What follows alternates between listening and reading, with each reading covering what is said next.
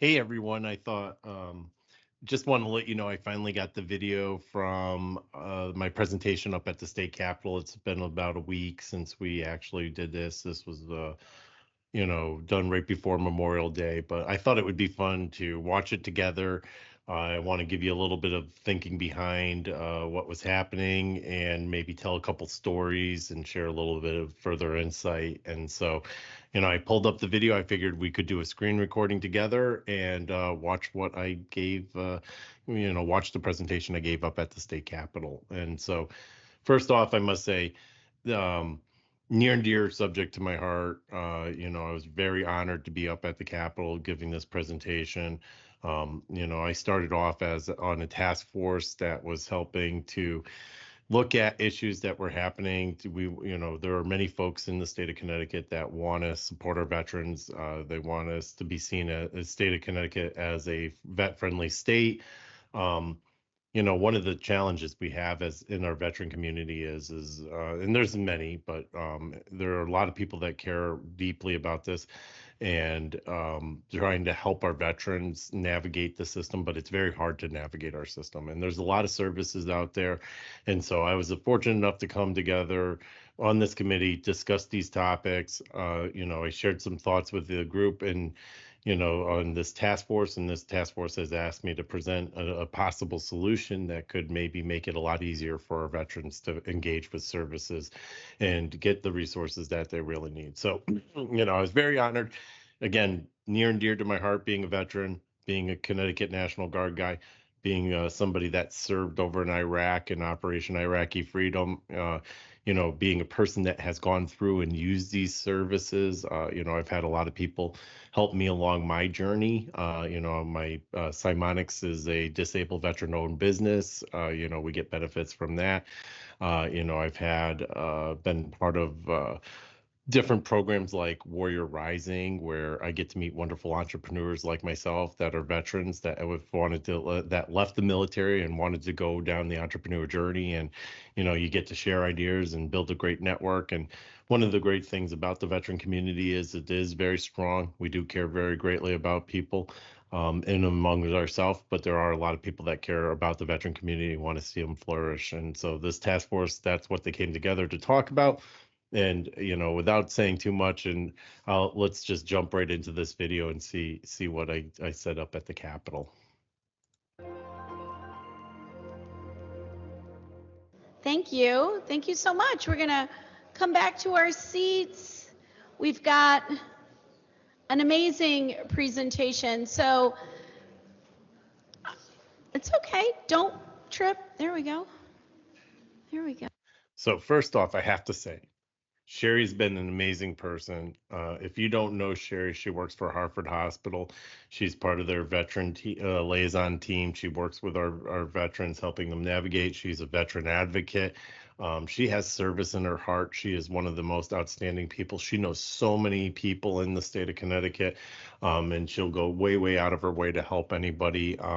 And, again, if you don't know her, I highly recommend reaching out. And she did a phenomenal job, coordinating all of the conversations, keeping all the subcommittees on task, helping with giving the briefings. And, I feel very honored to work with Sherry and be a part of this committee group that is helping push good ideas forward in our state. Oh, excellent. Thank you. Thank you for coming back after the break. I hope you enjoyed those homemade strawberry desserts that look amazing. Coffee was donated by a veteran who works here in the building, Kawana. So we are very thankful for that. My heart is full. I look around the room to my old friends and my new friends, and I just can't believe that we have come this far. As we all took time to identify the problem and then find the resources to help us address that obstacle. Friends introduce friends who introduce friends. And so I had the good pleasure many, many years ago, 15 years ago, to meet Peter Finken when his son wanted to go to West Point. and I was working in a capacity where we were able to meet. And his son is an amazing Army officer. So before Sherry goes for the rest of the story, I thought I'd share a couple side notes. Peter is a really, really good friend of mine. I'm honored to know Peter. Peter is one of those also people, very generous, who has been actively supporting our veterans here in the state of Connecticut. If you want to know anything about the Gold Star Memorial, that's over in New Britain, Peter had his hand in that. If you want to go to Vets Rock, and that's a career fair that helps military folks transition from their military life to civilian life, that's actually where I got to meet Peter. But most weekends during the fall, you'll find my family and Peter's family up at West Point tailgating in Lot A, and through Peter I've met wonderful people, and that's actually how I got involved with this task force. Peter called me up one day and he's like, Bill, you got to kind of get on the phone, you got to hear what's kind of going on, we're looking for ideas. And I said, hey Peter, I don't know if I can help anybody, but I'll jump on any call. Let's hear what's kind of going on, and let's put our brain power together. And there was a strong group of folks. There's Jim Zalopoulos, he's very active. Bill Haddad, very active here in the state of Connecticut. All West Point guys as well too. Very strong connections. They all worked really hard to kind of come up with solutions. They were already on the task force ahead of time before pulling me in. So Peter, thanks for pulling me in. It was really great to be part of this. I do think we got to put together a really amazing solution at the end of the day. And so Peter Finken, when he came to our first and second meeting, he said, I've got a guy, Sherry, there's another guy you've got to meet that can help us with this. And, the Connecticut National Guard, I just want to shout out to General Yvonne and those men and women that he serves. They're amazing. So I do have to say, General Yvonne, when I was in the military, wasn't a general, but I can't remember what his rank was, but I do want to share. He did come over to Iraq. He did want to shake all the troops' hands. I know he had a hard time finding our unit because our combat unit, we were engineers. We were all over the country. But General Yvonne now is our TAG officer for the state of Connecticut. He's our 2-star general, amazing individual. He's a real troop guy, cares immensely about his troops, and I felt it personally because here's a man, he's going over, he's trying to shake every single person's hand from the Connecticut National Guard that was serving over in Iraq. Really appreciate that. And I've been fortunate to get to know him post my military career. I don't think I would have known him much while I was there. He was definitely in the officer ranks and I was in the enlisted ranks, but just as I've gotten to know him as a leader, as a man, outstanding human being. And again, these are the people that are coming together to help drive this initiative forward. And when you call out the National Guard, you call out good people. When you call out the Connecticut National Guard, you call out amazing people. And so I am going to introduce Bill Palifka. He is the CEO of Cymonix. And he was on one of those calls that Peter Finken was on with Luke. And as I listened to what Bill had to say, it made sense, and I wanted him to share it with all of us. Bill is a giver from the word go. He was in high school and joined the National Guard the very next day. He was like a graduate for 18 hours back in 1997, and he joined the Connecticut National Guard. Well, shortly thereafter, he found himself downrange in Iraq as a Connecticut National Guard engineer, a really hardworking enlisted man. And he worked really, really hard with the 10th Mountain Division. And what he was able to do was not only the engineering piece, the logistical piece, like how he saw things had to go together, how he could see the big picture. We talk about the 50,000-foot view. Well, that's Bill. So he has some amazing slides, and he is going to be our new best friend for life. So I'd like to call up Bill. Come on up. And I really don't mind being a friend because these are awesome people. And again, a real honor to present this. Sherry's too kind and she gives me way too much credit. Thank you everyone for allowing me to join today. All of our committees are working very hard. So thank you for all the volunteer hours that people are giving. I'd like to thank our representatives that are here today as well. And, the work that we are doing here is vital and important and timely. And today I'm going to talk about a scary topic, technology. So hopefully I don't go over too much of your heads. But we have a real problem, and the problem isn't that people don't care about our veteran community. We have so much love, so much generosity.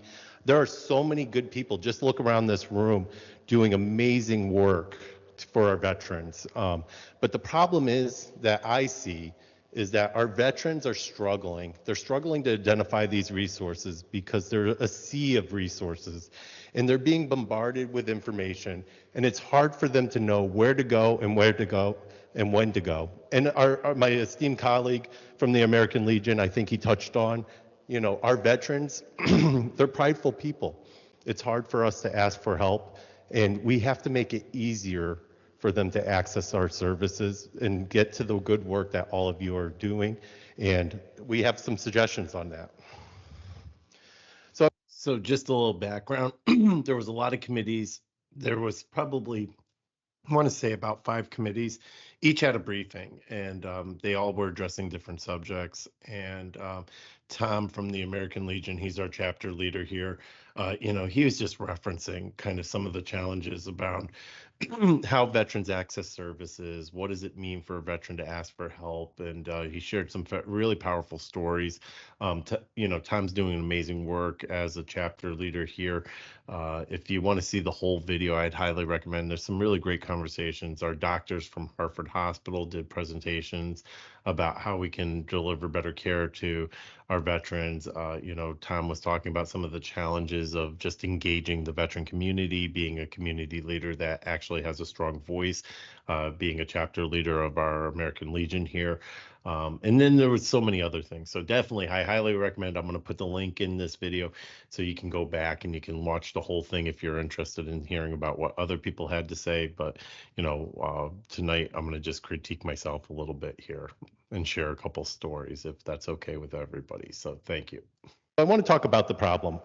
Again, I kind of mentioned we have more services for our veterans. We are a highly supported population of people, and we are I myself am completely grateful for all the work that people have done on the behalf of the veteran community.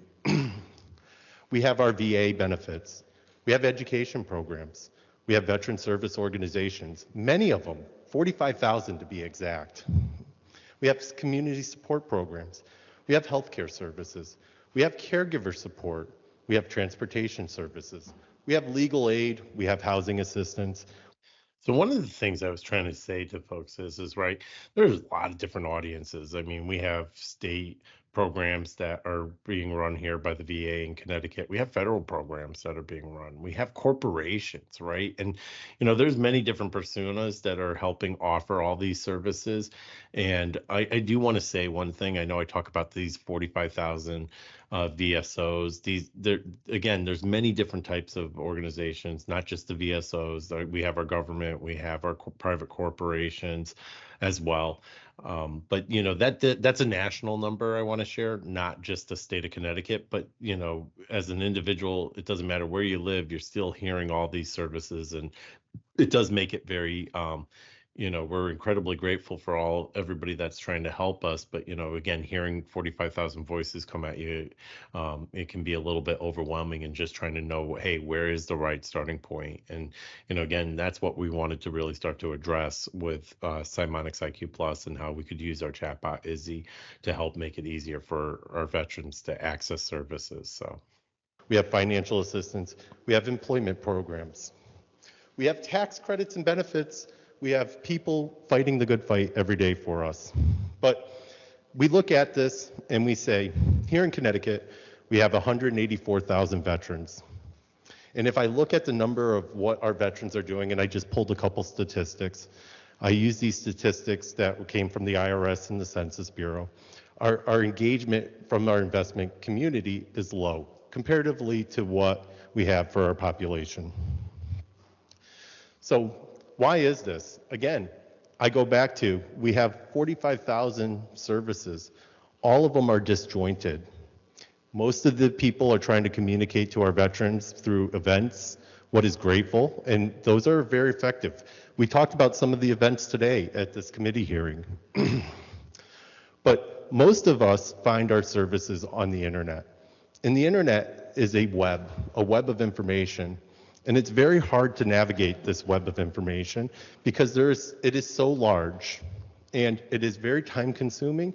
And we heard today about some of the criticality of timing and how to engage these people. In situations like suicide awareness, it is important that we engage quickly and fast and that we make it easy for our veterans to access services and feel safe to be able to talk because, again, we are. So one of the things I was referencing there was again a lot of different task force, and they were talking about other issues as well too, and that common theme of what happens when you're not in a state to be able to help yourself, right? And timing is very important. Again, some of the things about this solution is one, it's a safe environment. You can talk to it at any time, anywhere, if you have access to the internet. And two, it's not storing any information, so privacy is really important. But again, I highly recommend going back, listening to some of the other committee members talk. There was some really great briefings that were given as well, on top of what I was kind of sharing about with what we were positioning on how do we give better access for our veteran community. Proud of what we did. Many of us raised our hands and served our country. Many of us have fought in foreign wars. Some of us haven't, but still served our country very boldly and bravely. So I look at the challenge and I say, we don't have a problem with wanting to help. What we have is a problem with accessing. And so what we're recommending, because technology has changed, new things are available that even just 20 years ago were not. And we can build solutions and that unify information quicker, better, faster for our veteran communities. We can create proactive collection systems and reactive collection systems. So one of the things I was talking about, and a lot of people maybe are unaware of this, is that, our database structure hasn't really changed for the last 60 years. Not until recently, and with the introduction of graph databases. But graph databases, if you're unfamiliar with them, it stores information in a much different way. Traditional databases, it stores in rows and columns. With graph database, it stores information more in relations, and it connects information that tends to be not connected. But you're doing it at an extraction level. So, and that extraction level will allow flow of information to be pushed through it, and it allows us to build these very complex knowledge graphs. And these knowledge graphs actually become the brain that is powering our chatbot Izzy. So these ontologies, sometimes you'll hear them called ontologies, sometimes you'll hear them called morphic computing layer. They all allow us to kind of interact with data. It gives contextual meaning to the chatbot, so it now can say, hey, I'm not just retrieving the information, I get it. It's connected in these ways. And so that's a big change in the way data is managed. And once we kind of build out that semantic layer to information, man, there is a lot of power to it. And that's been the game changer that I was kind of talking about in this presentation. That allow us to aggregate and build a neural network of information. Think of it like a powerful assistant that can help any veteran identify services through natural language and asking simple questions. This process does not have to mean going to Google, looking through 45,000 websites. What you now can do is actually interface with a chatbot, use natural language, and ask questions that are relevant to yourself and get answers back, pointing you to services that will drive you to the need that you need right there. It's private, it's confidential. You don't have to be embarrassed about asking for help. It changes the dynamic of what we're able to do in engaging our veterans. And one thing that came up a little bit later is like, is this information being stored? No, it's not, right? Think of this more like a very, very powerful Google search, right? It's using that knowledge graph to retrieve information. You're asking information. The bot is basically trying to figure out, what did you ask, and do I even know it, and can I return it back to you? And but again, because it keeps that structure of the relationships, it can answer questions in contextual meaning that, just, to do with a traditional database, you have to put a ton of effort in to make it work. And this is just low cost, easy and efficient to do. And like I said, it's just opening up a lot of opportunities for change.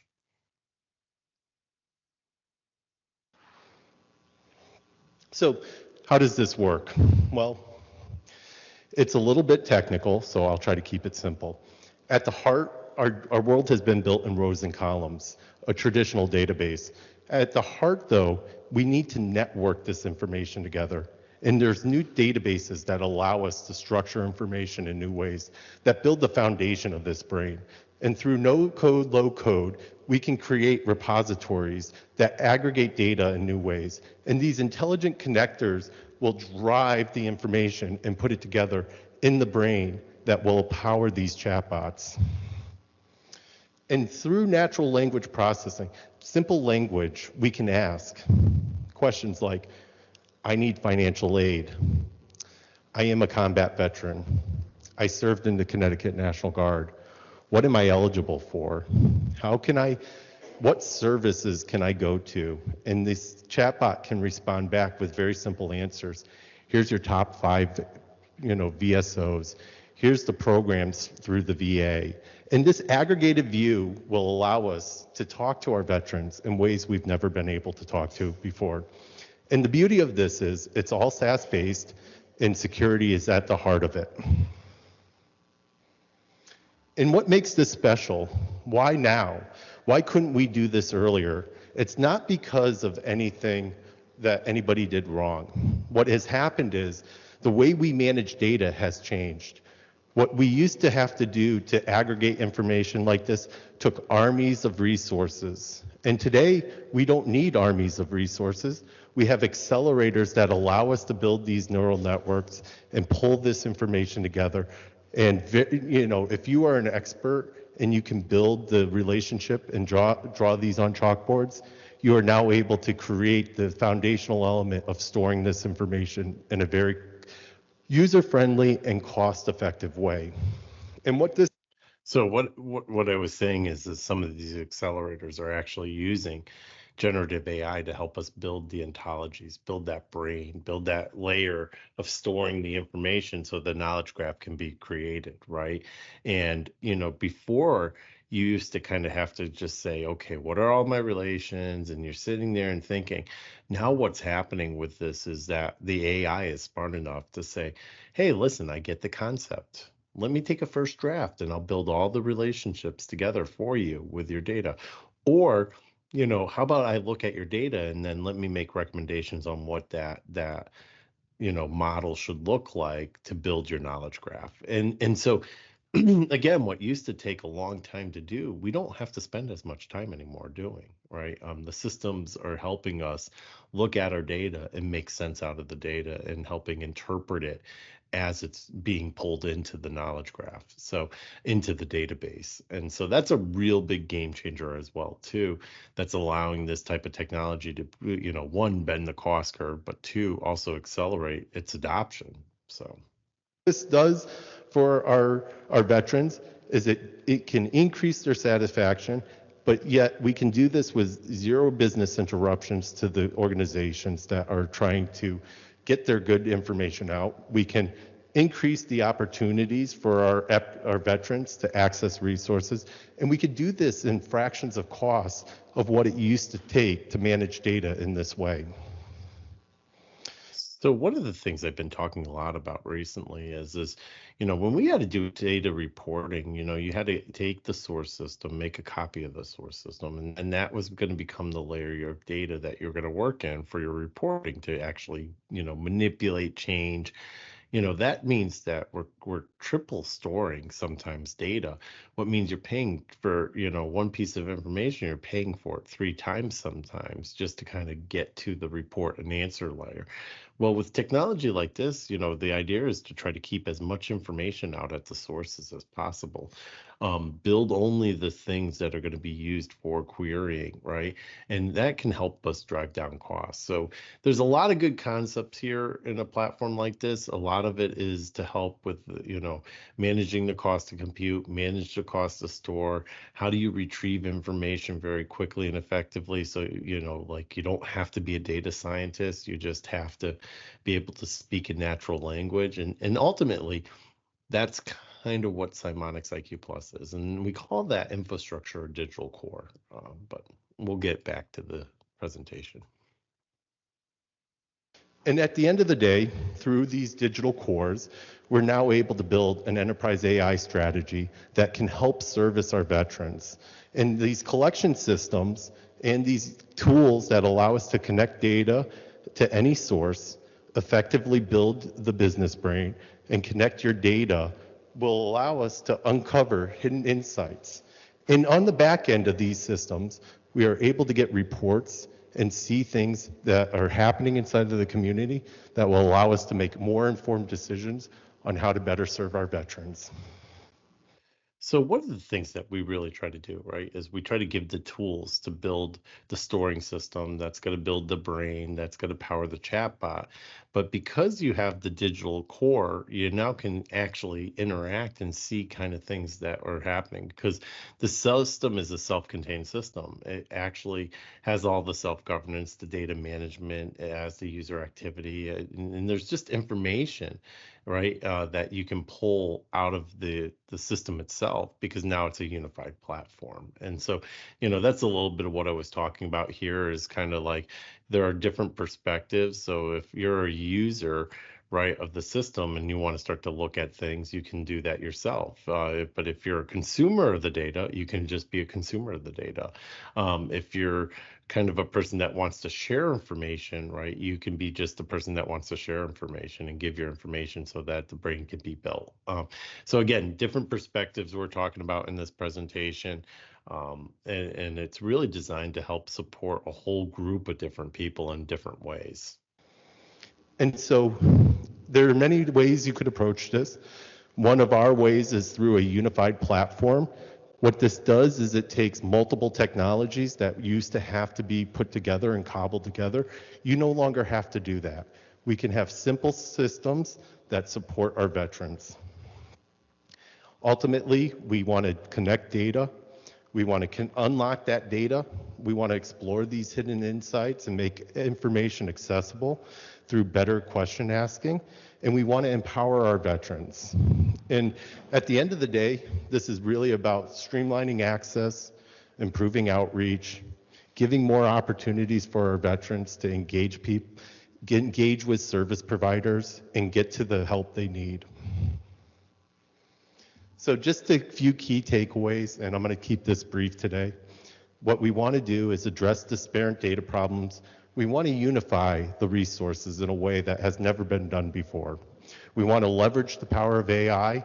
We want to use these natural language chatbots to help drive veteran engagement.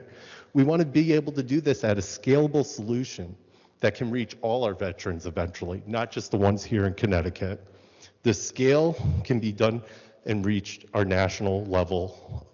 It's most important to make sure that we keep this simple, that we keep it a safe environment, and we make it friendly for our veterans. So I hope all of you can share this vision and we can bring this to our veteran community. I personally believe, being a veteran myself and knowing how the community thinks, that tools like this can help, and we look forward to driving a better future for our veterans. So thank you very much. So one of the things I was trying to say, right, is that, these programs can be rolled out, right? They can be rolled out by state. This is something that Connecticut can really be a shining star on and show the rest of the states on maybe a better way of approaching how to engage their veterans. all the way up to where we can get eventually national level support. And so, that's one of the things the task force is working on. We're going to continue to work on this. And but my favorite part of the whole presentation was coming up because I thought, we were about to go into the Q&A section of the presentation, and I think there was just some phenomenal questions being asked about the system itself. So let's take a look at that.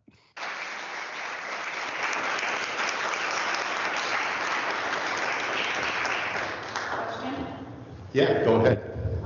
Are the links and sites verified on a regular basis so that when you hit it and it's not spam and they're actual sites and not scams? Yeah, so when we were talking about the proactive and reactive like development of the brain, there's ways of rewriting over the information and updating it. The idea is to give form contact management for reactive engagement from the VSOs or different service level of engagement of different organizations. But more forwardly, we also want to be proactive. So web crawlers that will index things and pull information into that big brain, that's the idea. In that big brain, it can be governed. One of the things we do on the back end is we overexpose all the information. So you can actually interact with the semantic layer of the database. And you can go into nodes and you can delete information out. It's a different type of database. So it's really just storing the information.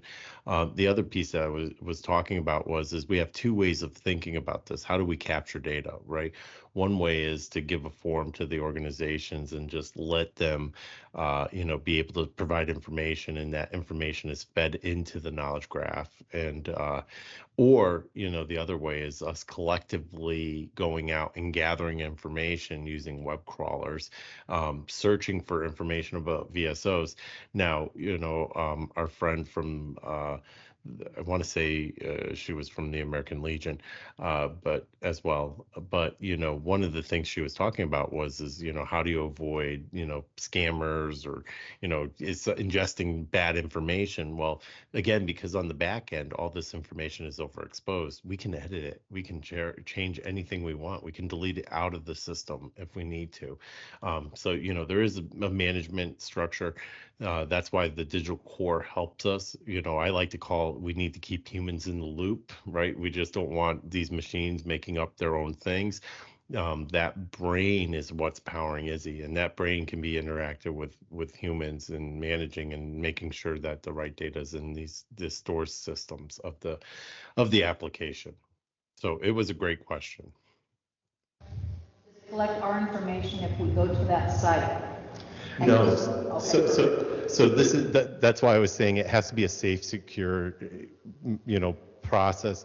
Identity access and management and protecting individuals is important. Really what this is a very complicated search system that is accessing the back-end brain to pull that information up to the veterans. You're welcome. And again, that brain can be managed. Go ahead. Thank you. Question/comment. So I was just mentioning to, actually he left, Luke brought him that the Governor's Challenge has an effort already started collaborating with 211 through United Way, which I can have further conversations with you of it. But my curious question is, does 211 utilize any chat box aspect at this point in time in any area per se? So currently, I don't know the answer to that, but in the presentation, and I kind of glossed over it. A tool like this, it can be replicated on any type of website, right? It can be an internal website, it could be an external website.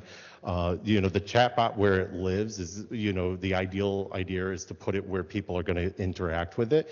And that's not just our veterans, it's the family members that are supporting them.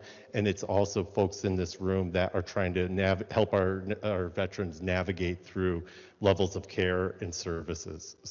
So one of the things I was talking about with folks in the room, we had a lot of VSOs attending this as well too. And so, one of the points is that, if they're acting as a liaison and they're trying to help assist the veteran find the right services, they could use the tool on behalf, look up answers for the veteran and help the veteran navigate through to the right levels of care. And so, again, this was a tool designed to support many different types of people. And it just really depends. Anybody who wants to try to access information to find out what are the right services through natural language could use it. Excuse me. And so one of the things that we actually had happening is we had doctors, right? Matthew gave a presentation and he was talking about, just how, he has patients come in and sometimes they ask him for referrals to stuff and he doesn't know how to refer them. Well, if he had access to Izzy, he could ask on behalf, or his nursing staff could ask on behalf. In the case of the United Way, if you have a call center and you want to arm your call center folks, and if you're talking to somebody in a real life situation, you could be chatting with Izzy while you're talking to that person, helping them navigate as well too. And that's what our esteemed, state representative was really trying to talk about does this align to other programs? Are there benefits to it? Absolutely, yes, right? This is really about how do you arm people with information who care about trying to help the veterans navigate the system. This can be a tool that could eventually be used by many different types of people. I think, we had Luke here a little bit a while ago, who is part of the committee I was on. We are talking about leveraging our liaisons inside of the municipality. A tool like this could be a very easy tool for them to go ask questions and help our veterans find the right answers. So I think that to answer your question, a system like this could be run in parallel to many other programs. Thank you. Go ahead, thank you. This is something they have to access online, like via computer or whatever? It is. One possible thought, and this is really for you because I don't know anything about all this, but there's a lot of older veterans who absolutely refuse to do that. Have you thought about maybe a kiosk option in some of the places that they tend to frequently?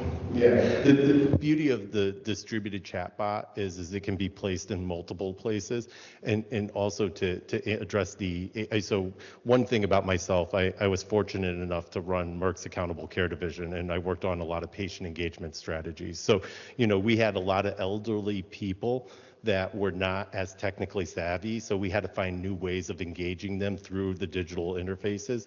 The nice thing about chatbots is it's easy to talk to, right? You're not searching through pages.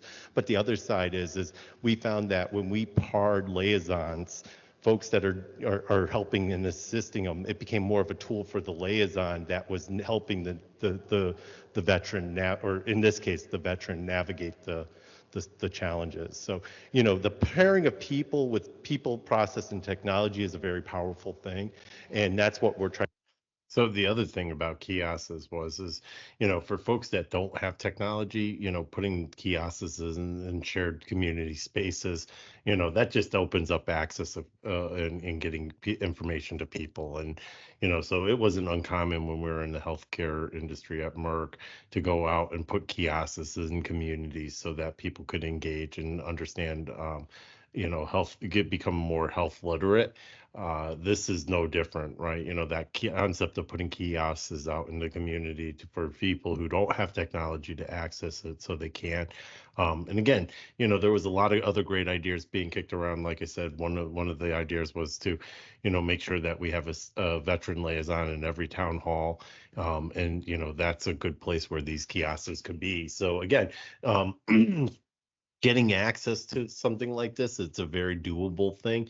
All the technology's there, especially when you start looking at some of the things that have made this more cost affordable too. So, the timing just really feels right about a lot of this. But, I really love this woman's question, her thoughts, her ideas, because, she was thinking about it in the right direction. And, this is the pathway that a lot of health experts have gone down, especially with how do you start with med compliance? How do you start with health literacy and things that we're kind of exploring in Merck? Kiosks were one of those tools that we used quite a bit of.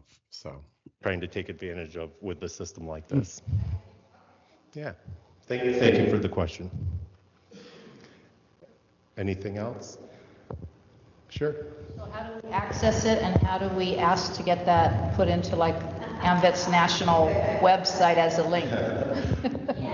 Well, that is a great question that we hope to solve here shortly. No, I mean, we're building support inside of the veteran community. I mean, there are organizations that are highly aligned to wanting to solve these problems. I think there's a willingness in the veteran community that wants to come together to solve this problem. I think what it was could we get a vision first to rally around? And so I think what our committee was coming to a conclusion was this could be a viable way of looking at things. There is still work to do, but we're working on it, I guess is the answer. And one thing to keep in mind, it wasn't just the veteran service organizations that really are looking for answers. I mean, there were state representatives who were looking for answers. There are businesses that are looking for answers. And, I think a lot of people, like I said, there is more help in the community than a veteran actually can consume, right? It's just how do they consume it, and can we get them to a more easier way? And, I think the general consensus was out of this meeting, was yes. You heard it from the DVA, you heard it from the VA, you heard it from the United Way folks that, a system like this could help drive and align to many, many different things. So, I was very hopeful about, the conversations. It's great to see a community, our political leadership talking about this. Our entrepreneurs and thought leaders coming together and talking about this. It was really, really an amazing day up at the Capitol. Answers for next meeting, I'll be able to start. Yes. I'll try with great help from folks like Sherry and everybody else in this room. All right, thank you. So it was really, it was a real honor to go up to the Capitol. It was really an honor to talk to our state representatives. I know we still got a lot of work to do, and making sure we're building the coalition, and that is going to help make this really a reality. Like I said, it's great to know that the VA, United Way, that the American Legion, other organizations out in the community, that they see value in stuff like this.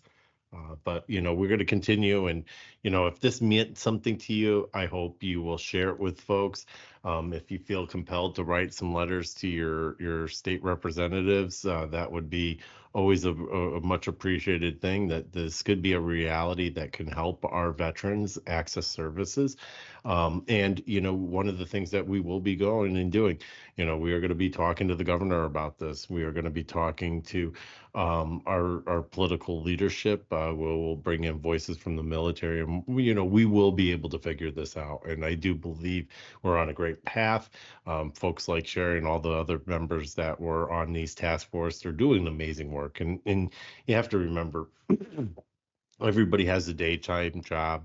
This is not just what they do full time either. So it was really heartwarming. I was really glad to be able to do this, and I hope you enjoyed the video. It was really, and I think Sherry wraps it up. She just says it was an amazing day, and it was really, really great to be able to do what we did. So hopefully you enjoyed this. I know it's a little bit on the longer side, so thanks for hanging in if you made it all the way to the end. And we're going to continue to push and do the good work. And folks, like I said, at Cymonix, we're dedicated to building this, data management platform that can do all types of other things. So if you're interested in learning a little bit more about that, please reach out to me. And, I'll like I say to a lot of people, I'll help you build your first model, right? And we'll get you used to this way of thinking. Once you kind of look at the world through these lenses, I don't think it's really hard to go back to the other way. And so, but thanks for, hanging with me and watching this. And like I said, I hope you found this really valuable, and please share it. So have a great night.